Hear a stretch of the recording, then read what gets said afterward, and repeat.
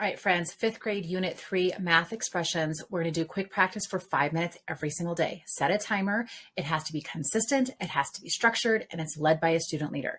So we want to make sure that students are getting the language of multiplication and seeing the connection in fractions between multiplication and division. So the first couple of days of quick practice are practicing this language. And we've now made these slides animated. So you're going to go into slideshow mode, and you can give your student leader a clicker if you choose. And their directions are here at the bottom of what the student leader is going to say. So the student leader would say, class, read it with me. They click 1/2 of 6. Class, read it with times. 1/2 times 6. Read it with divided by. 6 divided by 2. Read it as a fraction. 6/2. Class, answer 3.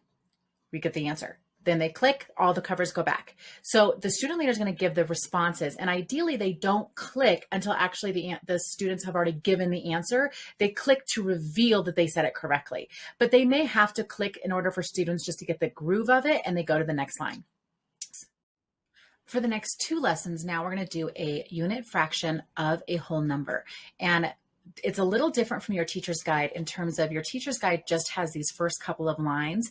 But what I've found as I work with 5th graders, they still don't quite understand what's happening. And so we've made some more visuals and a longer process for students to really go through each step to understand what's happening. So the student leader would say, read it with me.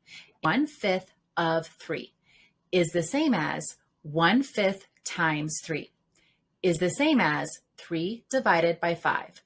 Which means divide 3 into 5 equal parts. So here's what we have. We have 3, and the student leader is dividing them into 5 equal parts, and we've made the marks for them to make this easy. So 5 equal parts means 4 lines. So the student takes that as soon as the class says it, divide 3 into 5 equal parts, and they do that.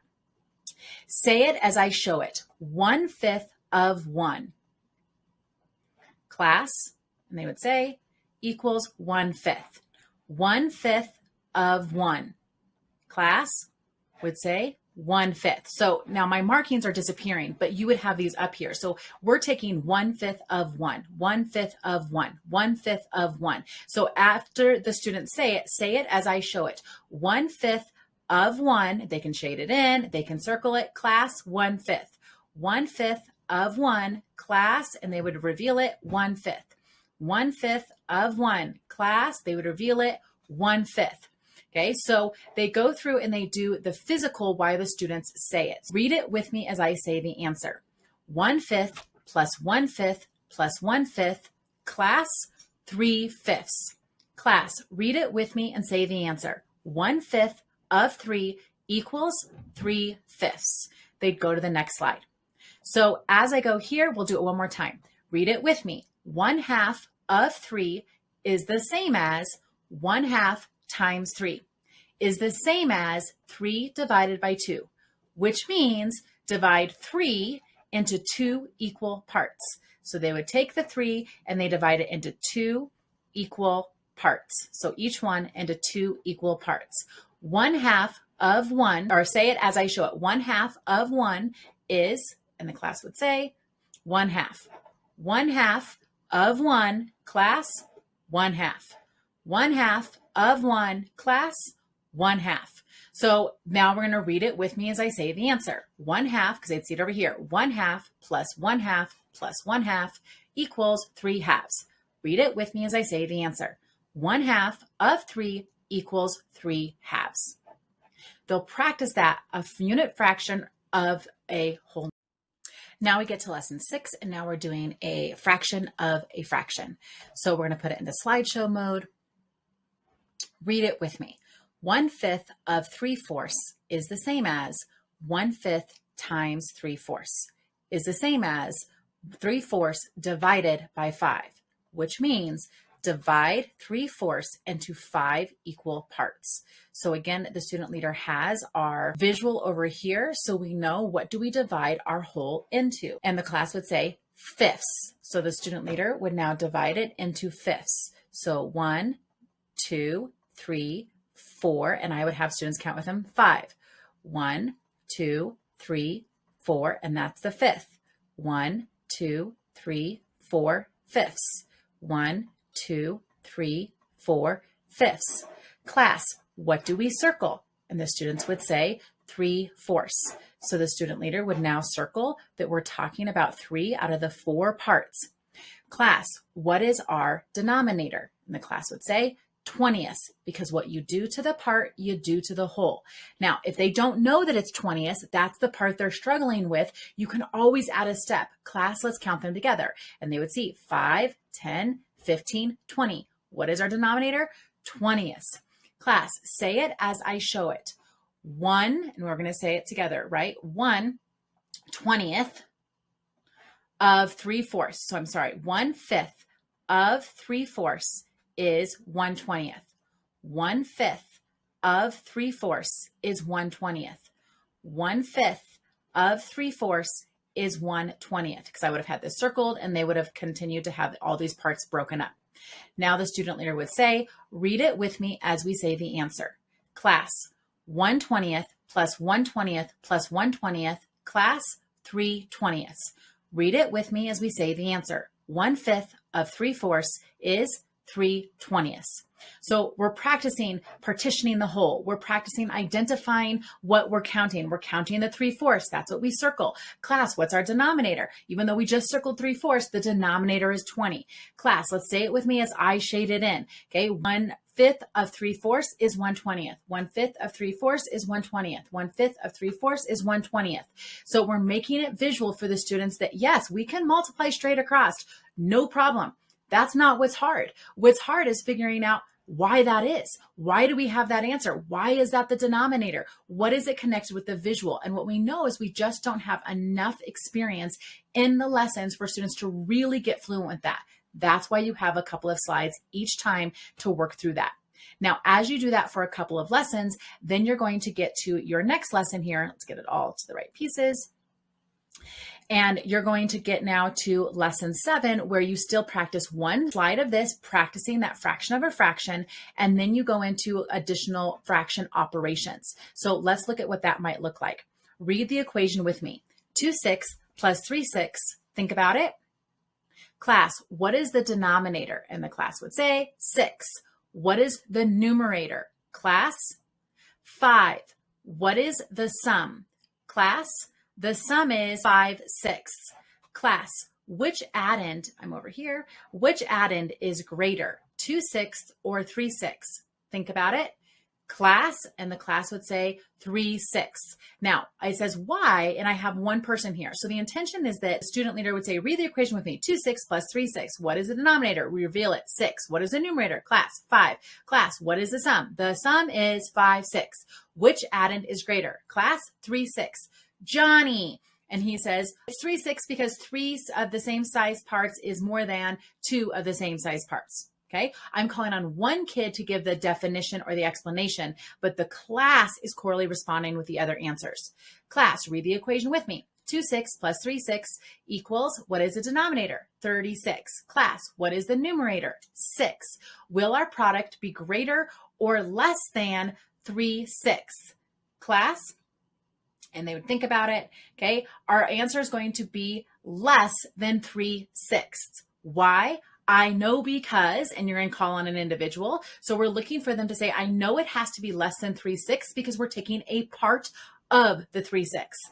Class, what is the product? The whole class would say, the product is 6/36.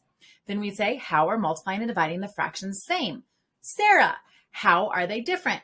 John, quick interactions. So in general, quick practice is always choral response. But when we get to this part, we still know that students need to hear this over and over again. In fact, I was even in a 3rd grade classroom that was working with benchmarks. And that was a part of their quick practice was, so how do you know? Okay. And because they had said it over and over again every day, she could call on any individual after the choral response, and they could tell you why it was that benchmark. The explanation piece is just as important in this case as the proficiency of the skill, like building that procedural fluency, because a lot of our students don't know why it has to be smaller or larger. And that's a really big part of the standard. So the quick practice is also rehearsing that. All right, now we get to lesson 9. So prior to this, we've been practicing the fraction of a fraction and then multiple operations with fractions. Now we're doing a new slide and we're going to put it in the slideshow mode so we can use the automations. And it says, what is a common denominator for 2/5 and 3/4? Think about it. Class, and everyone would say 20th. Now, hopefully they say 20 before she clicks and reveals it. What do we multiply 2/5 by? If I want to get 20, what am I going to multiply 2/5 by? Class, and everyone would say 4/4.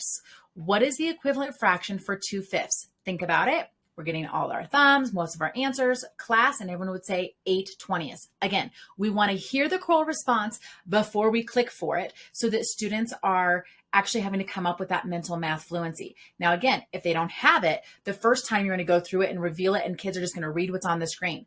Now, I'm doing clicks. If you don't want to do clicks, leave this, and instead the student leader would come up to the board and they would write over the covers. So they would say, what do we multiply 2/5 by?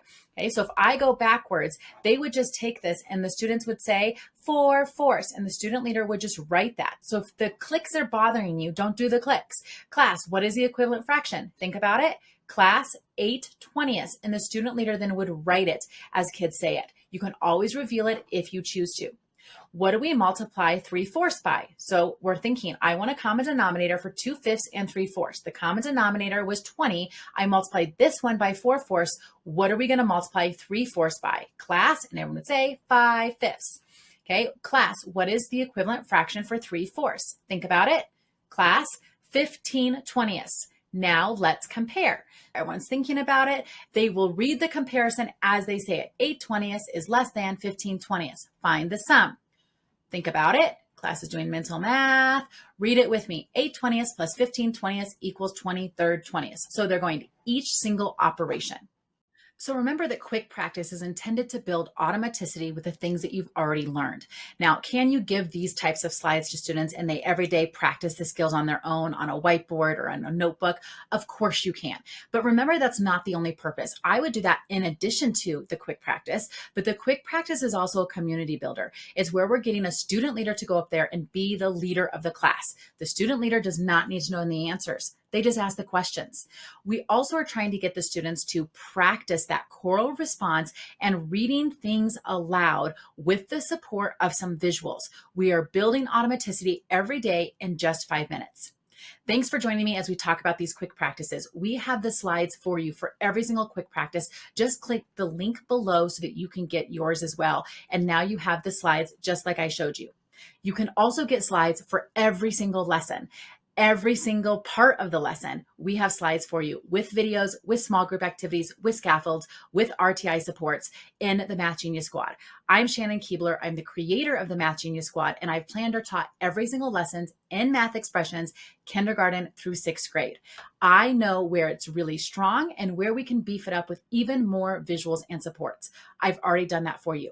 This is a professional development membership for Math Expressions users. So you can go to www.empowerlearngrow.com and grab your access to the Math Genius Squad. Remember, most of our schools, principals, PTOs, they'll buy it for you because this is not TPT. This is professional development to be a companion to Math Expressions and to improve the teaching and the quality of instruction in your classroom. I can't wait to see you online. We'll see you soon.